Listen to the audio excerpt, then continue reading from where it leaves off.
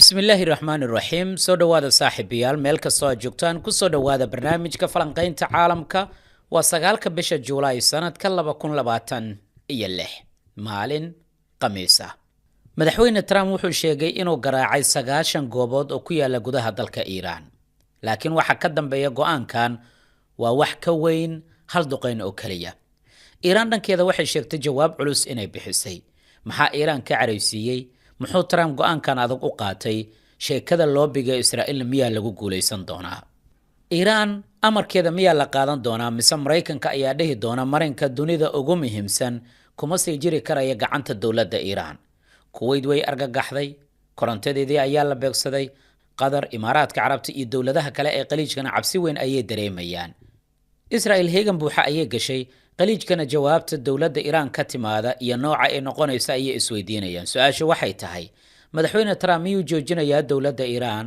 mise waxa uu furay albaab kale oo dagaal oo cusub macluumaad iyo falanqayn dheer oo arrintaasi ku saabsan waxyaabaha la isku hayo marxaladii ugu dambeeyay qasaaraha labada dhinac gaaray iyo waxaan kula wadaagi doonaa warbixin ku saabsan u kala garqaad labadaani hooyo kasta waxay sheegatay wiilkan inay iyada ay dhashay waa tuma hooyada dhabta ah qalbiga hooyada ma qaldamo mid ka mid ah hooyooyinkana waxay ku qasbanaatay in telefoonka laga qaado markii sawirkaasi ay aragtay darteed waa maxay sababta qodobadaas iyo qodobo kale oo dhowr ah oo ku saabsan gobolka Ruushka hadiyadaha bastooladaha ay madaxweyne Erdogan uu siiyay dalalka gaashaanbuurta NATO hogaankooda iyo qodobo kale ayaan qaybtan kugula wadaagaya insha Allah soo dhawaada saaxiibayaal meel kastoo aad joogtaan ku soo dhawaada mar kale iyo marcadda show barnaamijka falanqaynta caalamka ma doonaysaa sidan oo kale in waalidka looga cumreeyo halkan waxaa uga cumreynayaa Abu Cabdi Nuur Ismaan oo isoo wakiilatay gabadhiisa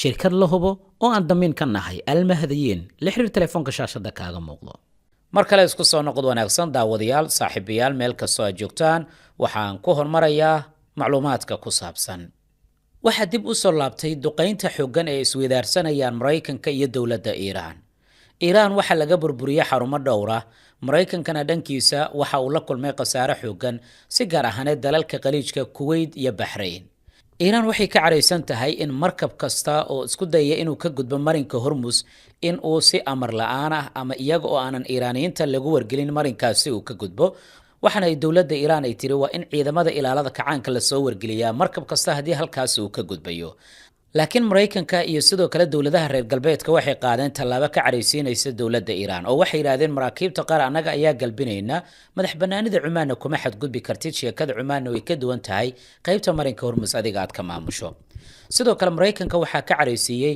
duqeyntii ugu dambeysay dawladda Iiraan ay shalay ka fulisay gudaha dalka Kuwait waxa ay saameyn weyn ku yeelatay dawladda Kuwait oo xitaa waxa soo baxaya qayb ka mid ah korontadii dalkaasi Kuwait in qalqiil ay gashay oo laga baqayo korontada in Kuwait ay weyso sidoo kalena saldhigyada Mareykanka ayaa jug xoogan la gaarsiiyay Israa'iil dhankeeda dagaalka waxaad moodaa inay doonayso oo heegan buuxa ayay galaysaa waxaana ay leeyihiin dagaalka ayaa joogitaan la nuuga leh yacni Netanyahu inuu sii joogo waxay dani ugu jirtaa in la dagaalamo oo wuxuu ka soo horjeedaa dhowr arrin in la isku qabto sidaan kula wadaagi doono inta aanan duqeymaha iyo faahfaahintooda iyo qasaaraha aan kula wadaagin aan kula wadaago ka hor dagaalka iyo ololaha adag ee ra'iisul wasaare Netanyahu iyo taageeradiisa ay sameeyeen marka ugu horeysa ra'iisul wasaare Netanyahu marka uu doonayo madaxweyne Trump in taageerayaashiisa iyo isagaba fariin u diro waxa uu beegsadaa warbaahinada sida weyn loo daawado ee ay hor fadhiyaan taageerayaasha madaxweyne Trump 72 saac la soo dhaafay ra'iisul wasaare Netanyahu 3 telefishin ayuu wareysi siiyay waa Fox News CNN iyo Newsmax waana 6, 7 iyo 8 bishan ee aan ku guda jirno yacni saacada isku xiga waa maxay sababta Fox News u aaday telefishinka Fox News waxa inta badan daawado oo hor fadhiya taageerayaasha madaxweyne Trump sida daraadeed Netanyahu markaasi dadkaas ayuu la hadlayay waxaana inta badan wareysigiisa diiradda uu ku saaray diyaaradaha F-35 oo Turkiga la siiyay iyo saameynta ka dhalan karta CNN iyo Newsmax inkastoo CNN Trump aad uga soo horjeedana dhinaca kale wuxuu fariin ugu diraya dadka kale ee Israa'iiliyiinta ah waxaana ay ahaayeen ololo warbaahineed oo laga soo shaqeeyay inta ugu badanna waxa uu ka hadlayay in Iiraan heshiiska Trump uu la galay aan lagu xadidin ama gacmaha aan looga qaban Israa'iil ay fulin karto weerar kasta wuxuu soo bandhigay caqabadaha awoodda Iiraan iyo saameynta ay mar walba ay ku leedahay amniga guud ahaan ee Israa'iil iyo danaha Maraykanka.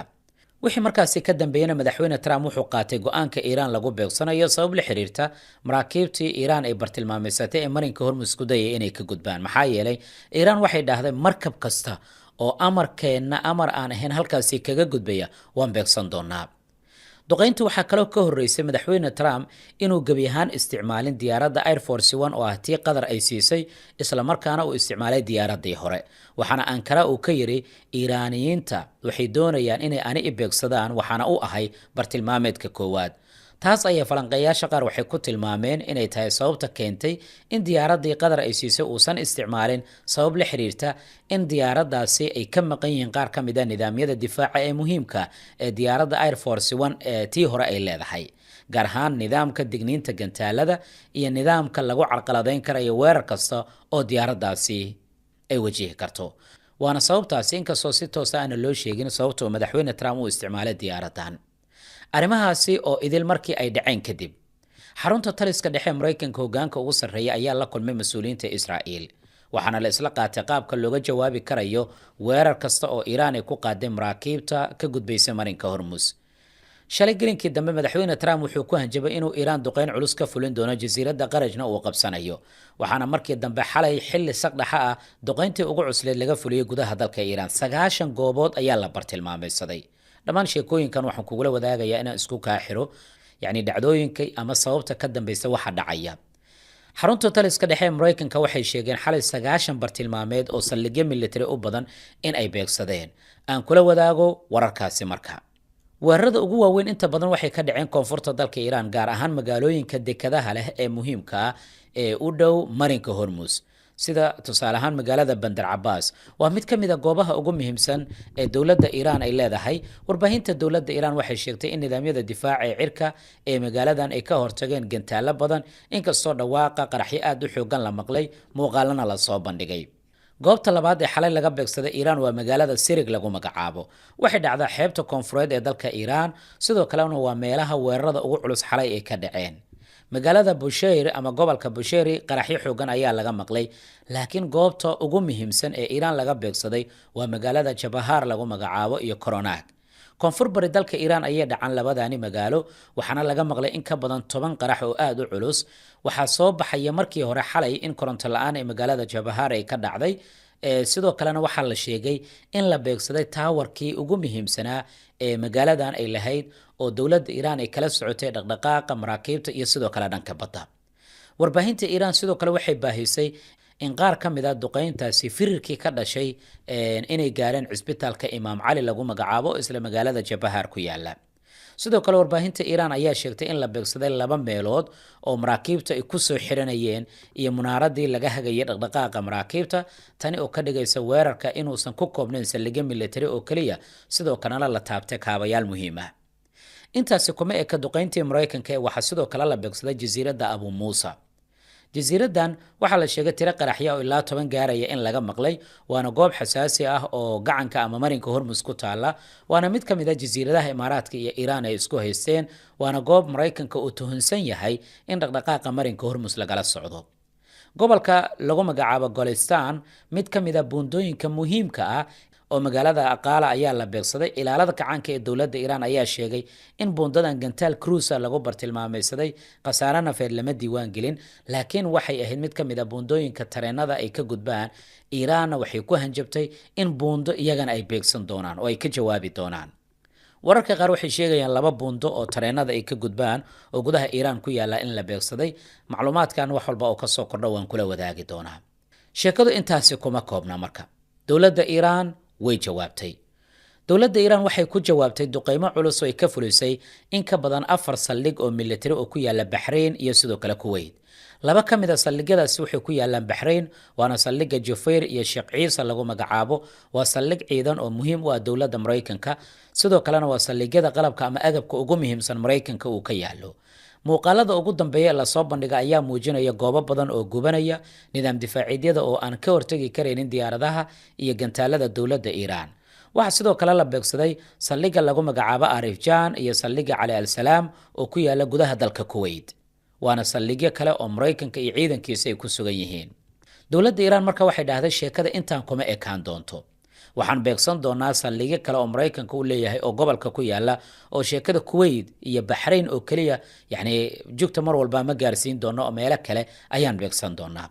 waana taasi midda keentay in heegan buuxa la galay dhanka qatar iyo sidoo kale dowladda isutaga imaaraadka carabta.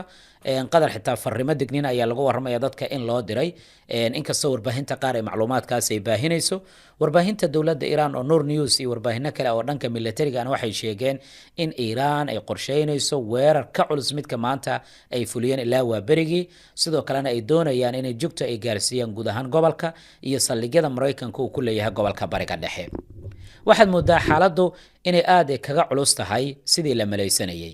iiraan waxay sheegtay in ka badan 80 bartilmaameed iyagana inay duqeeyeen saacadihii ugu dambeeyay. marka aad eegto sheegashooyinka labada dhinac, waa in ka badan 300 oo bartilmaameed oo midba midka kale uu leeyahay anigana waan duqeeyey, anigana waan beegsaday. iiraan mas-uuliyiinta ilaalada kacaanka ayaa sidoo kale war-saxaafadeed goordhow soo saaray oo waxa ay yidhaahdeen qatarta ilaa ay ka joogsanayso saldhigyada maraykanka waa inoo bartilmaameed. madaxweynaha maraykanka dhankiisa qoraal ayuu soo saaray oo wuxuu yidhi mas-uuliyiinta iiraan way isoo waceen, waxaana ay yidhaahdeen heshiis ayaan diyaar u nahay. dhinaca kale Israa'iil heegan buuxa ayay gashay. waxaa la joojiyey munaasabada dhanka ciidanka iyo xaflado qalinjibina in la sameeyo. waxaa la joojiyey dhaqdhaqaaq aad u tiro badan. waxaa sidoo kale lagu warramayaa in ololaha warbaahinta ay barbar socdaan. goordhow waxaa telefoonka ku wada hadlay ra-iisul wasaaraha ahna wasiirka arrimaha dibadda ee dowladda qatar iyo wasiirka arrimaha dibadda ee dowladda iiraan Cabbaas Araqji, waxaanay ka wada hadleen si degdeg ah sidii xiisadaani loo qaboojin lahaa inta aysan faraha ka bixin. hanjabaadda dowladda iiraan ee ah marka in sheekada aysan ku koobnaan doonin kuwait iyo baxrayn waa midda keenaysa in degdeg dowlado badan oo qaliijka ay u howlgalaan. Israa'iil wasiirkeeda gaashaandhigga ayaa goordhow dhankiisa qoraal soo saaray, waxaana uu yidhi marnaba yacni cidna ugama baahnin ogolaansho in aan joojinno ama aan sii wadno duqeynta Lubnaan aan ka fulinayno. wasaaradda caafimaadka ee dowladda iiraan khasaaruhu waxay sheegeen 14 ruux inay ku dhinteen duqeyntii ugu dambeysay, 78 kalena ay dhaawacmeen duqeyntan oo xalay maraykanka mar kale uu fuliyey. afhayeenka baarlamaanka ee dowladda iiraan Khalibaaf wuxuu si cad u sheegay marinka Hormuz in uusan ku furmi doonin cabsigelin iyo war kasta oo ka yimaada dhanka iyo dowladda maraykanka, laakiin uu ku furmi doono rabitaanka dowladda iiraan iyo maamulka inay iyada gacanta ku hayso.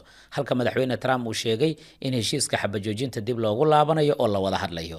tani markama waxay ka dhigan tahay qorshahan isgaadgaadkan ayuu ku ekaan doonaa ilaa mid ka mid a dowladahani laga daciifiyo awoodeeda ka hortagidda gantaalada ama ugu yaraan awoodda weerar ay ku qaadi karayso.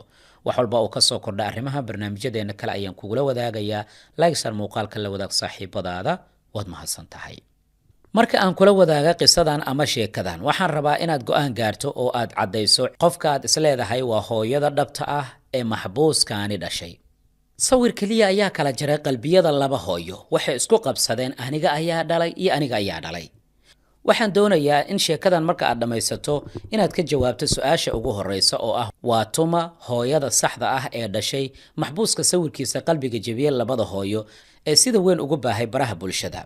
muuqaalka sida weyn ugu faafay baraha bulshada ayaa muujiyey maxbuus Falastiini ah oo ka soo jeeda magaalada Gaza, gacmihiisa ay xiran yihiin, indhaha laga duubay, isla markaana jirkiisa lagu xiray bir ka bilaabanaysa cagihiisa ilaa qoortiisa.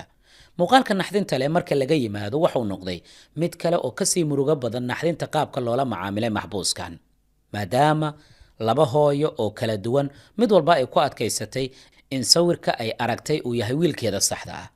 su-aasha ugu weynna waxay noqotay marka waa kuma maxbuuskan, hooyadiisa dhabta ahna waa tee. sawirkan ayaa waxa uu ka ilmaysiiyey laba hooyo, Rana Abu Nasir iyo hooyo kale oo lagu magacaabo Jawda Algo.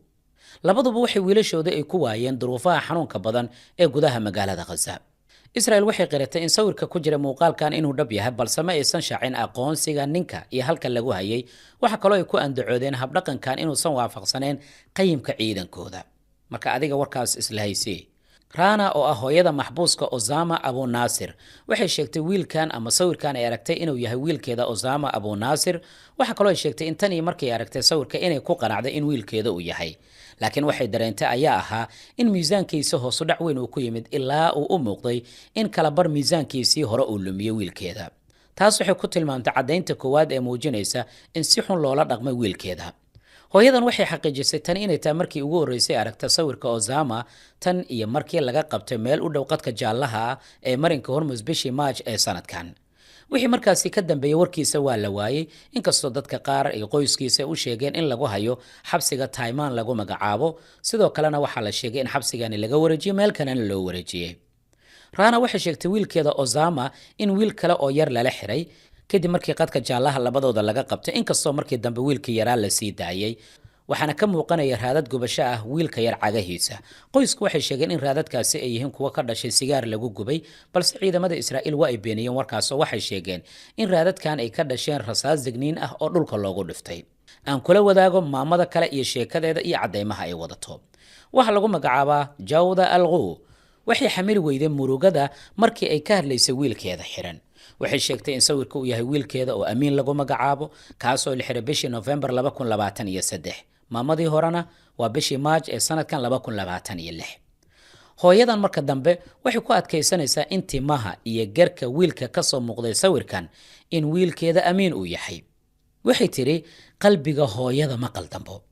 waxa kaloo ay sheegtay in sawirkan markii ay ka aragtay telefoonka ay in badan ay eegaysay kadibna ay ooysay ilaa telefoonka gabi ahaan laga qaaday. hooyadan waxa kaloo ay muujisay xanuunka daran ay dareemayso. waxay sheegtay in qalbigeedii uu jabay markii ay aragtay sawirka oo ay aaminsan tahay in wiilkeeda Amiin uu yahay. waxay si murugo iyo xanuun leh markaa isu weydiisay sababta carruurta loo jirdilayo iyo sida qalbiga adag ee ay falkan u sameynayaan ciidamada Israa'iil. Israa'iil waxay xabsiyada ku haysaa kumanaan Falastiiniyiin oo Gaza ka soo jeeda. qaar badan oo kamid ah waxaa la xiray iyada oo aan wax dacwada lagu soo oogin, maxkamadna aan la horgeynin, iyada oo la adeegsanayo sharciga Israa'iil ee loogu yaro dagaalyahanada sharci darrada ah. qoysas badan oo Falastiiniyiin ayaa inta badan aanan helin macluumaadka ku saabsan ehladooda, taasina waxay gelisaa nolol murugo iyo walwal leh. sidaa daraadeed markaad eegto sheekada iyo cadeymaha labada maamo, yaad isdhihi karaysaa wiilkan waxaa dhashay hooyadan, matan koowaad mise tan labaad. murun aad u weyn ayay arrintaani keentay. baaritaano ayaa soconaya, inkastoo macluumaadka wiilkan in la sii daayay in kale aanan xog laga haynin, laakiin sawirkiisa ayaa bannaan ka yimid. waan arki doonaa wax walba oo ka soo kordha, aragtidaadana la wadaag. madaxweynaha dowladda Turkiga Rajab Tayyip Erdogan ayaa hogaankii wadamada gaashaanbuurta NATO ee shirka kaga qayb galay magaalada Ankara mid kasta wuxuu siiyay bistoolad gaar ah iyo rasaas lagu farsameeyay gudaha dalka Turkiga. qof kastana magaciisa ayaa lagu qoray. ra'iisul wasaaraha dowladda Ingiriiska waxa lagu waramayaa bistooladaasi inuusan qaadan marka la eego sharciga Ingiriiska oo gabi ahaan mamnuucaya in la soo dhoofiyo ama la soo dejiyo bistoolad kale oo dibadda ka imaanaysa iyadoo aanan sharci rasmi ah loo haysan, maadaama ninkan uu gabi ahaanba iscasilay lana doonayo xisbiga inuu ra'iisul wasaare kale uu la yimaado. Ukraine shirkii gaashaanbuurta NATO in ka badan 140 bilyan oo dollar oo ballanqaadi ayay ka heshay, iyo sidoo kale nidaamka Patriot loo yaqaano ee gantaalada Mareykanka in gudaha dalkeeda ay ku farsameyn doonto. sidoo kale Ruushka caqabado waaweyn ayuu wajahayaa dhanka gaaska dabiiciga marka la eego, iyadoo ay soo baxayeen wararka ku saabsan in la doonayo in la beegsado dhuumaha shidaalka ee gaaska dabiiciga qaada. wax walba oo ka soo kordha arrimahan waan kula wadaagi doonaa. aad baad u mahadsantahay. like sar muuqaalka la wadaag saaxiibadaada. waad mahadsantahay.